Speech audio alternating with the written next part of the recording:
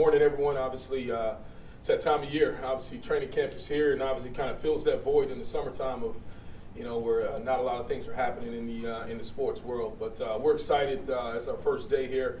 Obviously, official start of practice. Really excited about this group that I get to coach offensively, as well as our offensive coaching staff. I think when you look at the skill, the veteran presence that we have at our skill positions.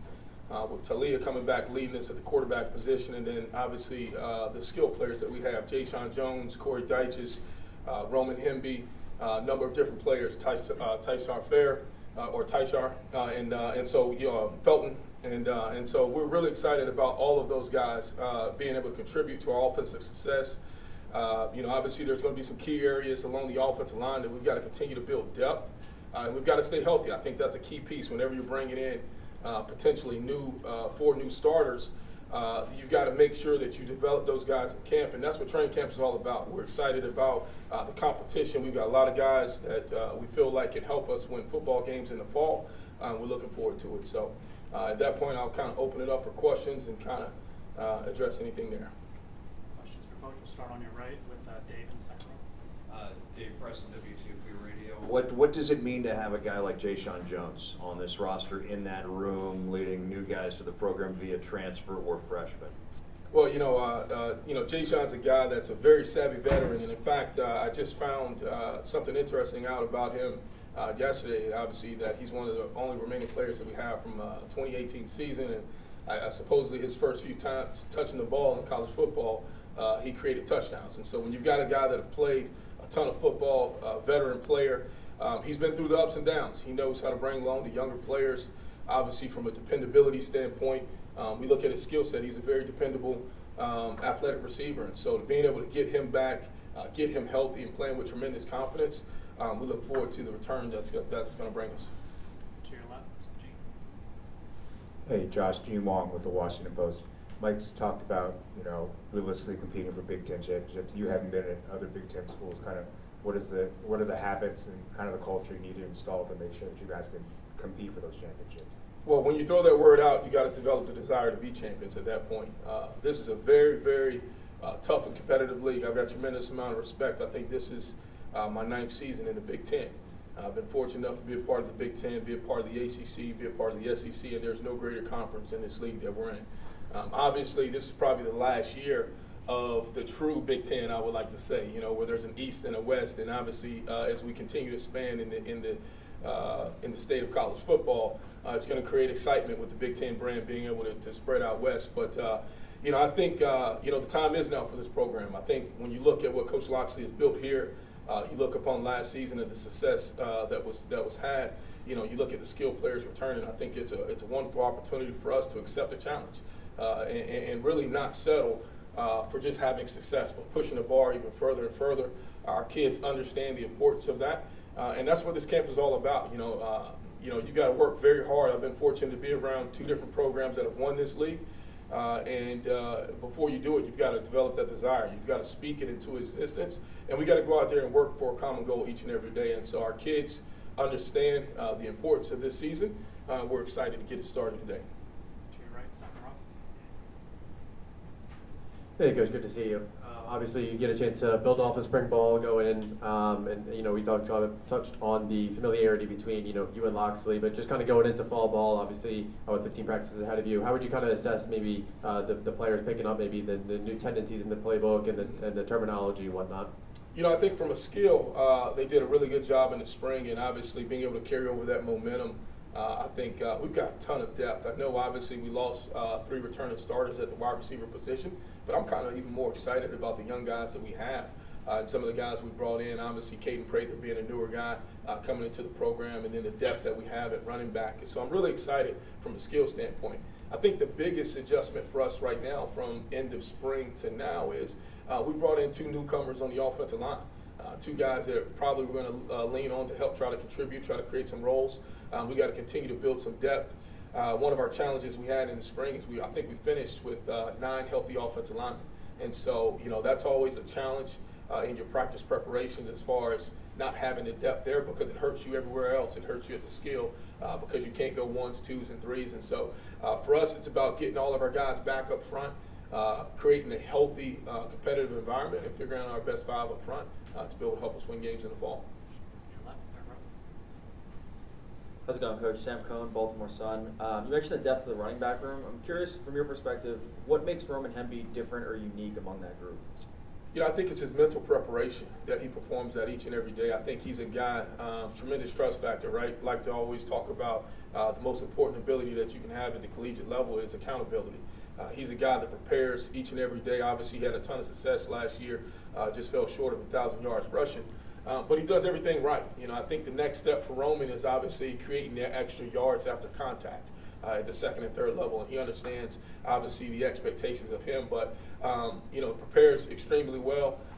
You know, I think Antoine had a tremendous spring as well as Kobe. And so even Ramon. And so, you know, when you've got quality depth at the running back position in this league, that means a lot. You know, and we're excited about Nolan Ray, a true freshman, coming in here this summer. He's done some impressive things in the weight room and outside the training. But as you know, this league, you know, later in the season, you've got to be able to run the ball, and you got to be able to run the ball to win. Obviously, you got to score to win championships. You got to be able to run the ball to close those games out. And so we feel like the depth we have there will help us tremendously in the run game. Third row center, George. George Gerbo, Washington Times. I kind of wanted to ask, you know, from your previous stops to here now, guys like Talia, guys like Roman and Caden, do you have any comps for guys you've coached in the past to these guys now and what their potential could be in this offense? Yeah, you know, I won't. You know, I think every player is different, and I won't put comparisons on our guys. I will tell you, I am excited about them. I'm very excited about their ability. You know, I think each guy's different. You know, I think we're all coming to grow together right now. You know, I've constantly reminded the quarterbacks how excited I am about them as a group. You know, and I really feel fortunate that we have great kids in our program, and I think that's the first thing that we got to acknowledge. You know, we've got some talented young players that, you know, have great athleticism. You know, they've played college football at a very high level, but they're even better people. And so when you surround your program with the right nucleus of people, that's going to spread. And when we go back talking about championships, you got to develop it with a championship culture. And I love the culture of this program. I love the culture that Coach Loxley has instilled into these players, and we're excited as we move forward. Wayne in the front row. Wayne Viner, Terp Talk. What is a Josh Gattis offense, and how does that help Maryland win? What's the difference from what the Terps were doing before? Well, I don't know. That's not a Josh Gattis offense. This will be a Maryland offense. So we've got a great staff. I say that, you know, every place I've been, it's not about the person calling the plays. It's about the people running. And your players allow you to create the identity of your offense. And this is a player-driven sport. A good coach with bad players is a bad coach.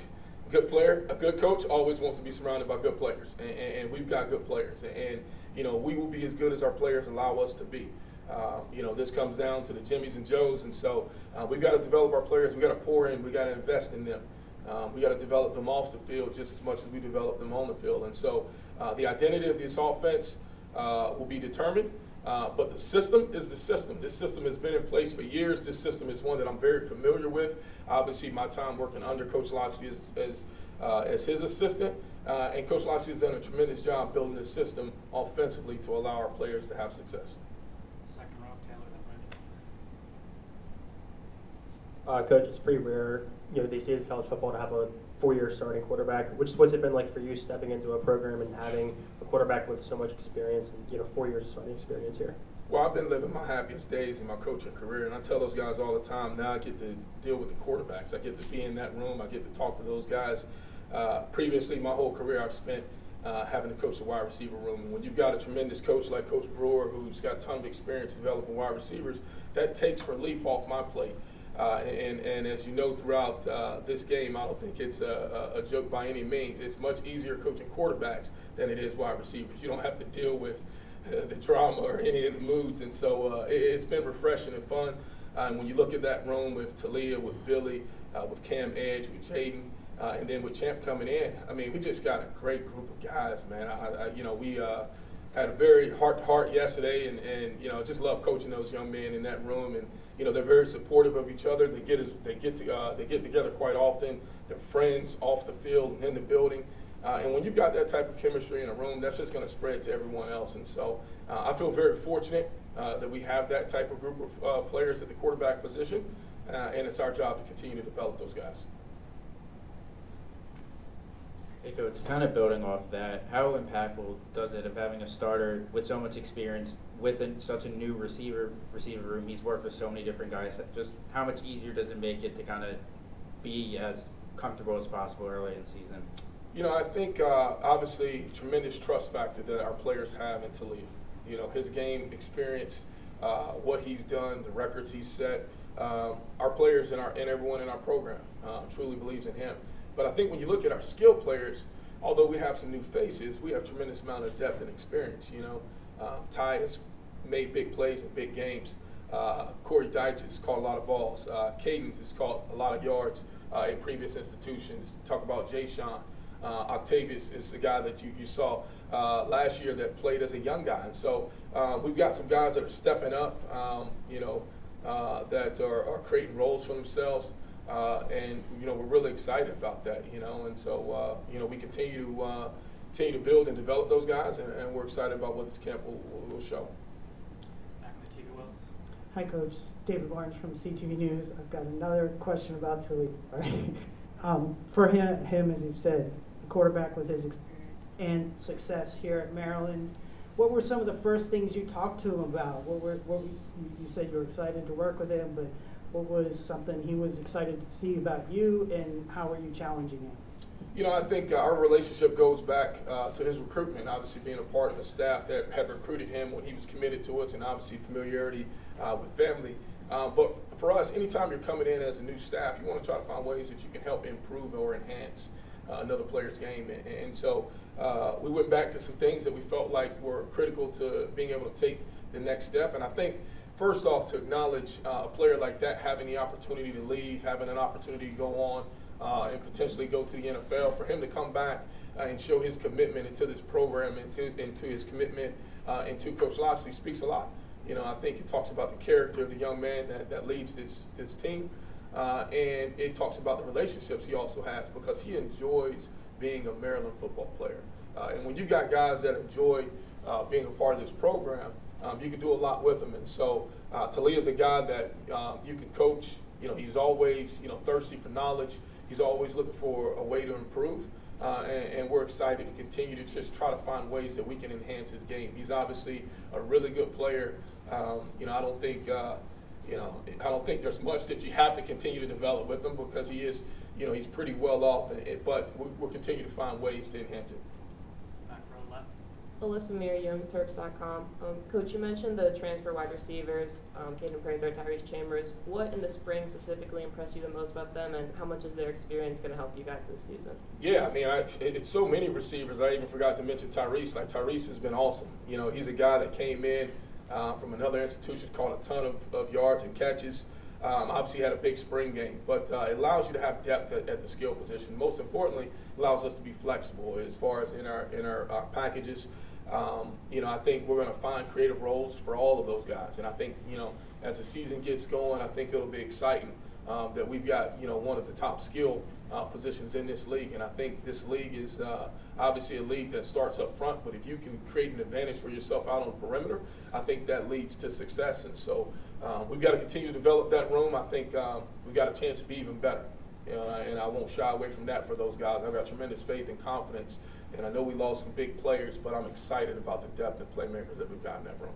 We have time for two more for Coach Gattis. We're going to go in the back, middle, Gary. Coach, how much or how well did you know Kevin Sumlin before you guys came on together? And just talk about how you're meshing what you're learning from him and what he's learning from you. Oh, Coach Sumlin's awesome. There's not a funnier or better guy. Just a genuine, great person.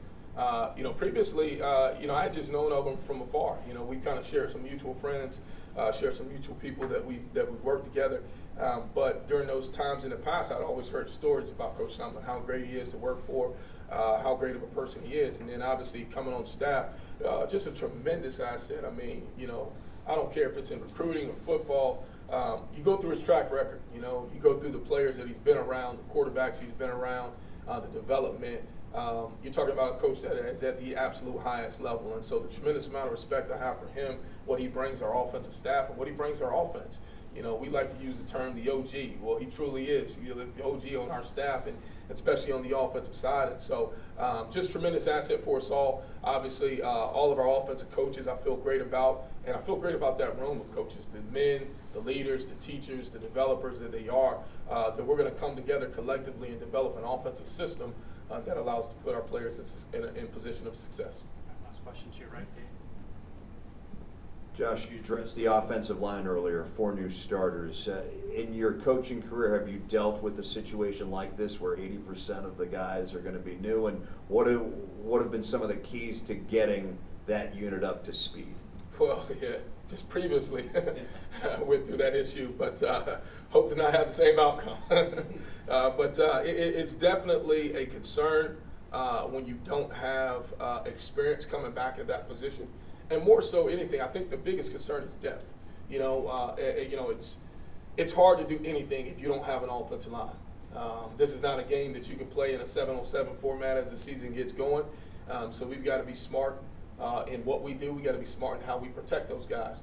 Because as soon as that position falls apart, typically your team and your offense falls apart. And you know, unfortunately, you know, I have been around that just, you know, previously in the past. But you know, I think you know, Coach Braswell does a great job developing offensive linemen. Obviously, for us to lose 3 guys onto the National Football League, potentially could have lost 4. You know, I think you know, we had a 4th player with an option, but obviously to being able to come back and return and lead that offensive line group, we've got to raise those guys up fast. Now, the good thing is we brought in some transfers in the spring and then post-spring that have played college football at other places. And so now it's about coming together collectively as one unit. You've got to make 5 and you've got to turn them into 1. You know, they've got to speak the same, they've got to walk the same, they've got to have those 5 critical trust factors that we talk about offensively to build that trust up front with each other to allow everyone else to build trust in them. But, you know, collectively as a unit, we're going to support those guys, we're going to put our arm around them, and just like every other position. We're going to bring every position along together until that first game, and we'll continue building. Thank you, Coach. Awesome. Thank you, guys. Have a great day.